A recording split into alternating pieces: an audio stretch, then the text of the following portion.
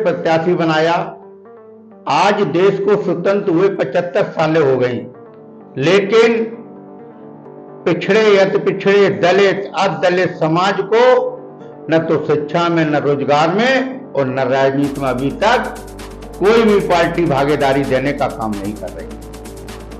करहल की जनता से मैं निवेदन करना चाहता हूं कि अगर नगर पंचायत चुनाव में अध्यक्ष पद पर श्रीमती राजकुमारी को आपने अपने अमूल वोट से, और अमूल वोट बाबा साहब भीमराव अम्बेडकर ने जो ताकत दी है वोट को, वो वोट की ताकत आप मुझे देकर अगर नगर पंचायत अध्यक्ष पद से विजयी घोषित करते हैं।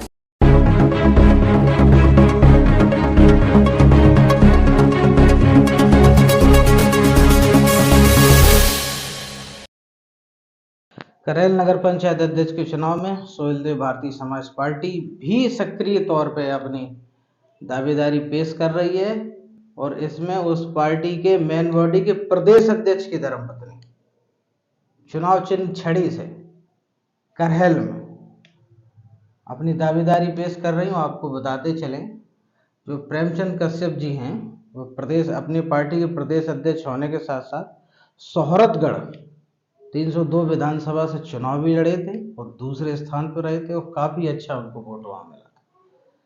आइए चलिए उनसे बात करते हैं और देखते हैं करहल नगर पंचायत के लिए वो किस तरह से अपनी भूमिका पेश कर रहे हैं। सबसे पहले आपके चैनल को मैं बहुत बहुत धन्यवाद देना चाहता हूं, और आपके चैनल के माध्यम से करहल की जनता को मैं बहुत बहुत धन्यवाद देना चाहता हूं। आज नगर पंचायत अध्यक्ष पद पे सोहेलदेव भारतीय समाज पार्टी से हमने अपनी पत्नी श्रीमती राजकुमारी को यहां से प्रत्याशी बनाया, इस मकसद से प्रत्याशी बनाया। आज देश को स्वतंत्र हुए 75 सालें हो गई, लेकिन पिछड़े अति पिछड़े दलित अदलित समाज को न तो शिक्षा में, न रोजगार में और न राजनीति में अभी तक कोई भी पार्टी भागीदारी देने का काम नहीं कर रही है।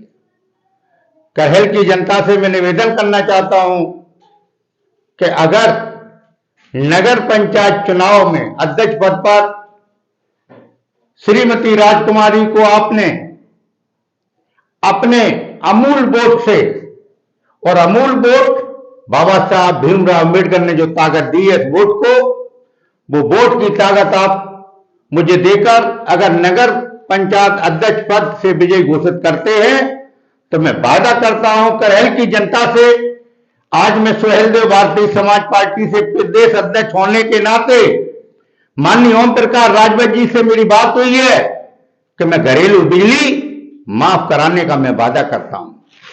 और करता हूं कि उत्तर प्रदेश के अंदर अगर गुजरात में शराब बंद हो सकती है, बिहार में शराब बंद हो सकती है, तो उत्तर प्रदेश में भी शराब बंदी हो सकती है। यह माननीय ओम प्रकाश राजभर जी ने बीड़ा उठाया है, अगर करहल की जनता हमको समर्थन करेगी।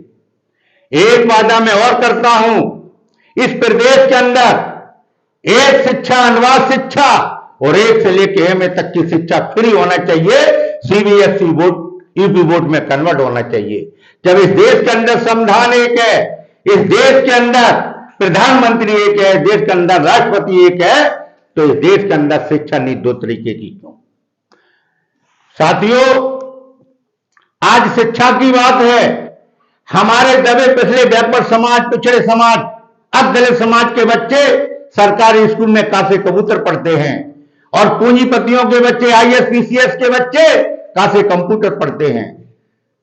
जब बात आती है शिक्षा की, तो जब हमारा बच्चा एमए पास कर लेता है और उनका बच्चा एमए पास कर लेता है, तो जब सीबीएसई बोर्ड आईएएस पीसीएस की परीक्षा होती है तो वहां पर पेपर 1 दे दिया जाता है, तो उनका बच्चा आईएएस पीसीएस बनेगा तो कासे कबूतर पढ़ने वाला बच्चा आईएएस बनेगा, तो कासे कंप्यूटर पढ़ने वाला बच्चा पास होगा।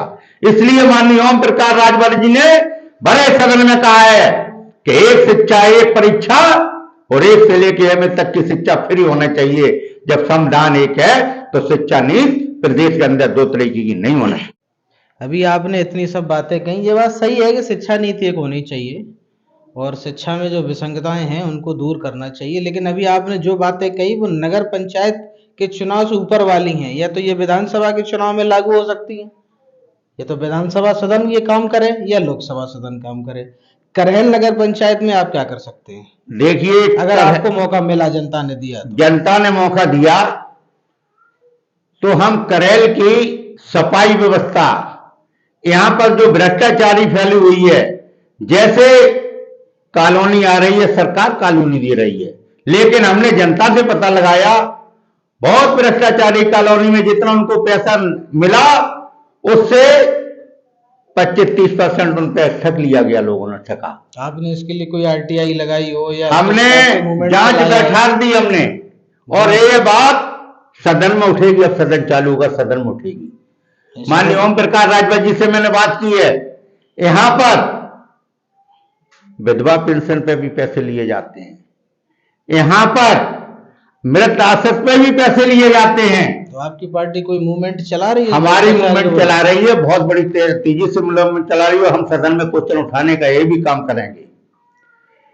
आप पत्रकार महोदय जी अभी कह रहे कि अभी मऊ में एक रैली हुई थी, उसमें 25-30 हजार महिलाओं ने भाग लिया था, केवल शराबबंदी के ऊपर। और जो हम यहां नगर पंचायत से बात उठाएंगे, क्योंकि हमारी बात सदन में इसलिए उठेगी कि हमारे माननीय ओम प्रकाश राजभर जी बेहिचक सदन में बोलते हैं, और हमारे 6 विधायक हैं। अगर बात माननीय ओम प्रकाश राजभर की लीगल है, मानी जाएगी, नहीं तो हम लोग पूरे प्रदेश में धरना प्रदर्शन रखकर भी अपना काम कराने का काम करेंगे। आप नगर पंचायत करेल में अपनी लड़ाई किससे मान के चल रहे हैं? देखिए, आज जो जनता का समर्थन मिल रहा है, बहुत बड़ी तादाद में जो पिछड़ी जातियां हैं, पिछाड़े समाज के लोग हैं, जैसे कश्यप है, नाई है, प्रजापति है, बढ़ई है, माली है, सैनी है, ये हमेशा कामदार जातियों में गिना गया। अभी तक इनको अधिकार नहीं गया, न तो राजनीति में, न शिक्षा में, न रोजगार में। तो इन जातियों को हम इकट्ठा करके, एक बहलिया समाज है यहाँ पर, एक खटीक समाज है, बहुत बड़ी तादाद में है, इन लोगों को सबको इकट्ठा करके इन जातियों को हम अगर नगर पंचायत से विजय घोषित कर रहे हैं, तो इन जातियों को हम शिक्षा में, रोजगार में अधिकार दिलाने का काम करेंगे, इनकी हर बात सुनने का काम करेंगे। देखिए, सारी जातियों को जोड़ने का काम तो हर पार्टी करती है, क्योंकि वोट तो सबको चाहिए, लेकिन आप किससे अपनी लड़ाई मार के चल रहे हैं? ये लग रहा है कि ये हमारी, इससे प्रतिद्वंदता हमारी सबसे पास की है, कि मतलब इससे हमारी लड़ाई है। देखिए, हमको तो अभी कोई नजर नहीं आ रहा है जो पब्लिक में चल रहे, जिस पब्लिक का रुझान है, हमने अभी किसी से हमने ये नहीं देखा कि हमारी इससे लड़ाई है। हम सबसे नंबर 1 पर चल रहे हैं, और ये 13 तारीख को उजागर हो जाएगा करेल के अंदर। हाँ, वो जो भी परिणाम होगा वो बिल्कुल 13 तारीख को घोषित हो जाएगा, और आपके सामने आ जाएगा। पुरानी गठबंधन सहयोगी समाजवादी पार्टी, वो समाजवादी पार्टी, हमारा तलाकनामा हो चुका। तलाकनामा क्या उसका, उससे आपके संबंध भी तो बहुत अच्छे थे। नहीं, संबंध अच्छे थे। देखो, पार्टी, हमारी पार्टी अलग है, उनकी पार्टी अलग है। आज समाजवादी पार्टी का यहाँ 85 घोषित है, फिर पार्टी का 85 घोषित है। भविष्य में ये फिर अगर साथ में आए? देखिए, मेरी बात सुनिए, जो माननीय ओम प्रकाश राजभर जी की विचारधारा को मानेगा, जो उनकी विचारधारा से सहमत होगा, हमारी लड़ाई, हमने आपको जी बता दी, शिक्षा की, रोजगार की, हमारी जी लड़ाई है, दबे कुचलों को हक अधिकार दिलाने की। पिछड़ा समाज की पार्टियों में समाजवादी पार्टी भी आती है, सोहेलदेव पार्टी भी आती है, और निषाद पार्टी जैसी भी पार्टियां भी पिछड़ा वर्ग ये सब दम्भ भरती हैं। इसमें एक बहुत बड़े नेता मुलायम सिंह भी रहे थे। जी। और आपकी पार्टी भी इसी सब चीजों पे आगे बढ़ रही है। जी। आने वाले भविष्य में क्या दोनों को फिर से साथ में देखा जा सकता है? मैंने आपसे एक ही बात कह दी, जो हमारे माननीय ओम प्रकाश राजभर जी की विचारधारा से सहमत होगा। हम तो छोटा दल है, हम तो गठबंधन अभी करेंगे ना। अच्छा, अगर बिल्कुल गठबंधन से चुनाव लड़ेंगे 24 में। गठबंधन या तो सत्ता पक्ष से होगा, नहीं, विपक्ष के लोगों से होगा। गठबंधन मैं आपसे कह रहा हूं, जो हमारी बातें मानेगा, न्याय समिति की रिपोर्ट लागू होना चाहिए। न्याय समिति की रिपोर्ट, आप सत्ता में भी तो बहुत दिन रहे। सत्ता में रहे, जब सत्ता में बात नहीं मानी गई, माननीय ओम प्रकाश राजभर की बात नहीं मानी गई, तो उन्होंने इस्तीफा देने का काम किया। उन्होंने इस्तीफा दे दिया। मां के सुनिए, जैसे हम जनता से आग्रह कर रहा हूं, जैसे बाबा साहब भीमराव अम्बेडकर जब संविधान लिख रहे थे 1951 में, बाबा साहब भीमराव अम्बेडकर ने कानूनी मंत्री पद से इस्तीफा दिया। किनके खातिर? पिछड़ों के खातिर। जब SC ST का आरक्षण निर्धारित हो गया तो बाबा साहब भीमराव अम्बेडकर ने देखा कि पिछड़े वर्ग का भी यहां पर बहुत बड़ी तादाद में जनसंख्या है, इनको भी आरक्षण की जरूरत है। जिस तरीके की स्थिति पिछड़े वर्ग की है, जिस तरीके की स्थिति दलित समाज के, उसी तरीके का जीवन यापन यहां पर पिछड़े वर्ग के भी कर रहे हैं। इनको भी आरक्षण की जरूरत है।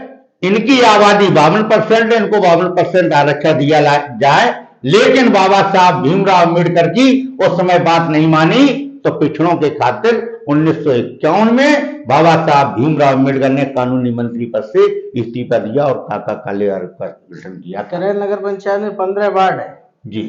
उन 15 वार्ड में आप कितने वार्डों में सबसे आगे चल रहे हैं? आपको लगता है ये वार्ड हम जीत के ही आ रहे हैं? क्योंकि वार्डों से ही तो निर्धारित होता हुआ आएगा। देखिए, हमको हर वार्ड से वोट मिल रहा है और करीब 6-7 वोट से हम नंबर 1 पे चल रहे हैं।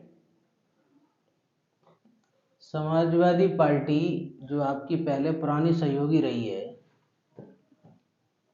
जी, उन्होंने एक मुस्लिम कैंडिडेट को वोट दिया है। जी, ऐसा माना जाता है कि मुसलमानों के वो एक बड़े नेता हैं, उनमें एक बड़ा हिस्सा उनको मुसलमानों का मिलेगा। और समाजवादी पार्टी का जो कोर वोटर जिसको यादव कहा जाता है वो उनको मिल गया, तो वो अच्छी खासी लीड करेंगे। और सुनिए, समाजवादी पार्टी के श्री अब्दुल नईम यहाँ प्रत्याशी हैं। वो पहले भी रहे, उससे पहले भी रहे। उससे पहले भी रहे। उनके यहाँ पर समाज के ही कई लोग खड़े हुए हैं, अन्य दलों से खड़े हुए हैं। तो मोमडनों का वोट तो विभाजन है और समाजवादी पार्टी का रहा वोट, तो समाजवादी पार्टी में यादव वर्ग के कई लोग खड़े हुए हैं, तो यादव वोट भी कट रहा है। समाजवादी पार्टी से आप अपनी सीधी लड़ाई मानना है या भारतीय जनता पार्टी से? मैं लड़ाई किसी से नहीं मान रहा हूं, नंबर 1 पे चल रहा हूं। अब जो वक्त आपको 13 तारीख को स्वतः ही मालूम पड़ेगा। हाँ, वो 4 तारीख को ही। समाजवादी पार्टी तो बहुत पीछे है। नहीं, समाजवादी पार्टी का ये गढ़ कहा जाता है, गढ़ नहीं कहा जाता। कुछ समय पहले लोकसभा चुनाव हुए, जी जी, बहुत बड़े करेल वो नगर पंचायत जीत के गए हैं। जी जी जी। देखिए, समाजवादी पार्टी का गढ़ है तो ये प्रेमचंद कश्यप का भी गढ़ है। आपका संगठन कितना मजबूत है करेल? हमारा संगठन पूरे जनपद में मैनपुरी में संगठन नंबर 1 पर भी 9 तारीख को मीटिंग हो रही थी। किन्हीं कारणों बस माननीय ओम प्रकाश राजभर जी की व्यवस्था होने के कारण कार्यक्रम नहीं हो पाया। न 20,000 की हम भीड़ दिखा रहे थे यहाँ पर, और इसके चुनाव के बाद मैं कार्यक्रम लगा रहा हूँ। पहले हमारा कार्यक्रम मैंने जयंती मनाई थी मेरे सी कश्यप की, उसमें लगभग 30-35,000 कश्यप समाज की हमने अकेले दम पे भीड़ करी थी। अभी हमारी भामत में मीटिंग हुई थी तो उसमें सोल्य भारतीय समाज पार्टी 10,000 की भीड़ हुई थी। आप चूंकि पार्टी के मेन कोर लीडर है जी, तो आपको लगता है कि राष्ट्रीय अध्यक्ष भी आपके चुनाव में आ सकते हैं प्रचार करने के लिए? बिल्कुल आएंगे। राष्ट्रीय अध्यक्ष जी ने कह दिया मैं आता हूं और आएंगे। उनके आने से आपको फायदा ही होना? नहीं, फायदा होना है। राष्ट्रीय अध्यक्ष जी के जो विचारधारा सुनेंगे। अभी आप सुन रहे थे प्रदेश अध्यक्ष जी को। बड़े नेता होते हैं वो अपनी बात, अपनी विजन की बात कह ही देते हैं। आप कितना भी उनको उन रास्ते से हटाने की कोशिश करो, लेकिन वो अपनी बात कह के निकलते हैं। अब चूंकि इनकी पार्टी पूरे प्रदेश में लड़ रही है, 6 MLA हैं अभी इनके पास, और देखते हैं क्या होता है। परिणाम तो 13 मई को आना है, 4 मई का इनको इंतजार।